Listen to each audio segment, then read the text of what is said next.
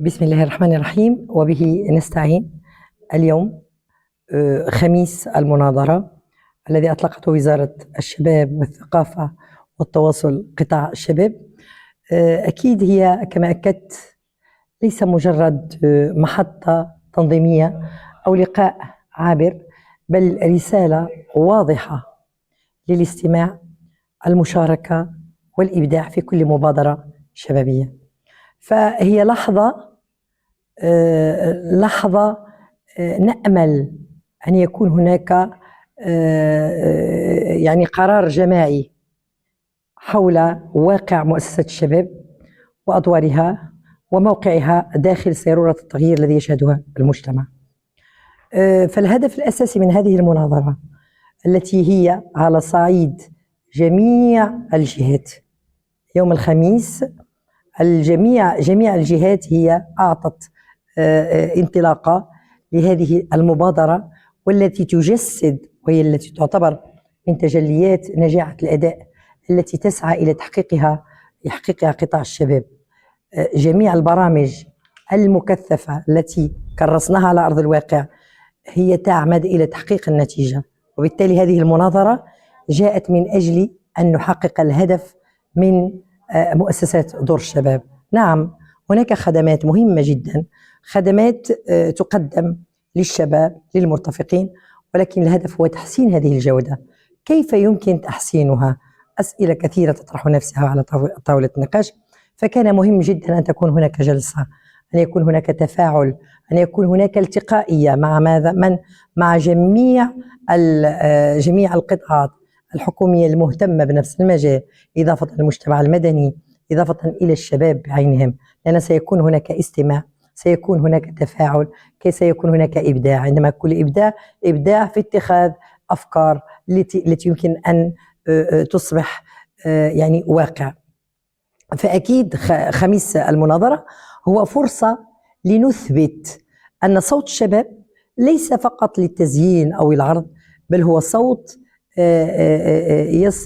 نصغي إليه ونترجم أفكاره، وحتى تصبح هذه الأفكار عملية وتصبح قوة للتغيير. فنجاح هذه المناظرة طبعا يكون عندما نعمل جميعا، هذه القطاعات التي حضرت معنا وأنتم حاضرون، والمداخلات التي كانت مداخلات من خلال محاور مهمة للغاية، والتفاعل الذي كان من طرف الشباب، والتوصيات التي تم أخذها. أعتقد بأن هذا المجهود يعني يبهج، وأن استراتيجية قطاع الشباب عندما تسلط عليها الضوء بهذه الطريقة وتكون تحقق النتائج على أرض الواقع، أكيد ومؤكد ستكون الهدف الأساسي منها يعني وصل إلى المؤشرات التي نحن نودها. حضور مكثف، أطر في المستوى، تفاعل مهم جدا، توصيات في غاية الأهمية. إذن شكرا جزيلا لمعالي وزير الشباب، شكرا للفريق الذي عمد إلى وضع تصور كامل شامل من خلال اجتماعات مكثفة، ومن خلال وضع برنامج يستطيع أن يكون ويواكب مسيرات ومتطلبات الواقع فيما يتعلق مؤسسات دور الشباب. إذن كما أكدت، مشاريع ملموسة والأفكار تصبح محولة إلى واقع، فرصة لتجسيد المقاربة التشاركية في أسمى صورها، حيث تقاطعت الرؤى وتكاملت الأفكار وتعزز الإحساس المشترك. هذا ما لمسناه بضرورة النهوض بمؤسسة الشباب كفضاءات استراتيجية في التنمية المجتمعية. هذا التفاعل الذي لمسناه أثناء هذه المناظرة من طرف الشباب والمجتمع المدني والحضور، حتى ما يتعلق بالقطاعات الأخرى، مثلا نجد أن وزارة العدل اللي هي تمثل في الخلية القضائية، أعتقد بأنهم أدلوا بتدخلات مهمة للغاية، وأعتقد بأن وجودهم كذلك يوجد داخل مؤسسات الشباب، لأن جميع دور الشباب هي يعني مسبقا فيها مراكز للاستماع، والتي تساهم وتساعد في الاهتمام بالشباب الجانب النفسي ديالهم. وأعتقد بأن الجانب النفسي يلعب دور كبير جدا من أجل أن يكون شخصا سويا شابا يستطيع أن يكون إيجابيا في المجتمع. إذن هذا التفاعل اللي كنطمحوا ليه من خلال هذه المناظرة ستعكس الطاقة الإيجابية التي تختزنها الجهة، ويؤكد أن الاستثمار في الشباب هو استثمار في مستقبل واعد وفي مجتمع قادر على الإنتاج المعرفي للإبداع وروح المواطنة. فأشغال هذه المناظرة سواء عبر النقاشات التي كنا لمسناها أو الورشات الموضوعاتية ستشكل أكيد مرجعا مهما يعزز مسار التفكير الجماعي في تطوير المؤسسات، ويمهد الطريق نحو محطة وطنية كبرى ستتوج بمناظرة وطنية. وأكيد مناظرة وطنية ستعتمد على هذه التوصيات التي هي على صعيد جميع المديريات الإقليمية. وجهود الحضور هما الإشارة الأولى على أن مستقبل مؤسسات الشباب سيبنى بإرادة جماعية ويمكن أن نقول رؤية تستحضر التحولات وتستثمر في الإنسان. وأدعو الجميع، دائما أؤكد على هذه الكلمة، أدعو الجميع إلى الانخراط الكامل، فالشباب هو حاضر الوطن ومستقبله، وعليه جميعا علينا نحن جميعا تمكينه ودعمه بكل الوسائل. شبابنا قادرون على الإبداع، ونحن هنا لنفتح لهم الطريق ونمنحهم الفرصة ليصبحوا فاعلين حقيقيين لا مجرد مراقبين.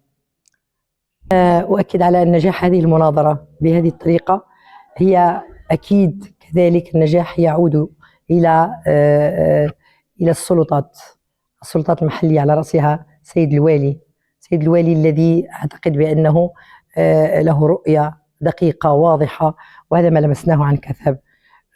نشكره على دعمه وسنده ومواكبته للشباب.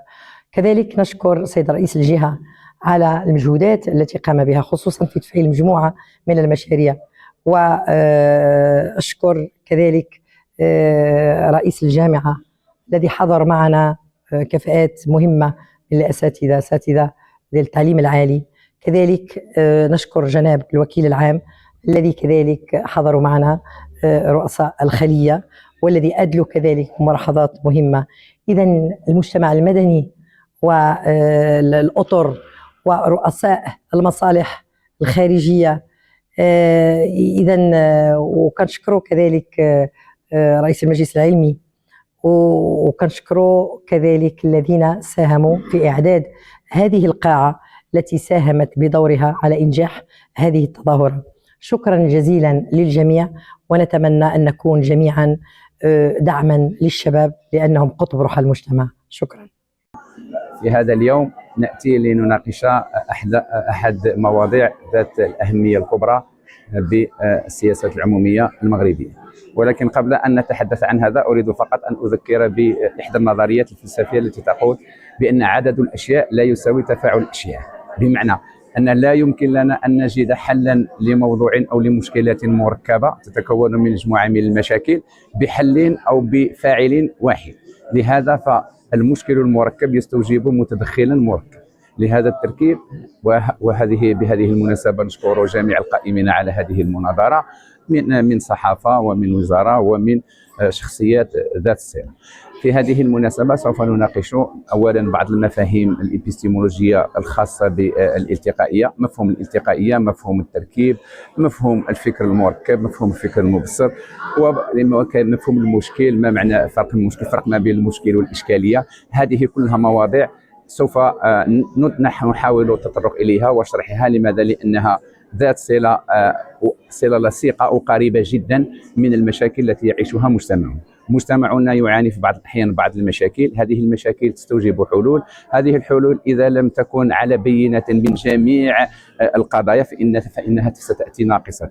في هذا اليوم والجامع مشكور في أننا سوف نتطرق لموضوع خاص جدا، وهو كيف نلاقي جميع الفعاليات وجميع الجهود لتكوين جهد واحد يؤدي إلى حل واحد دائم شامل وفعال. وشكرا.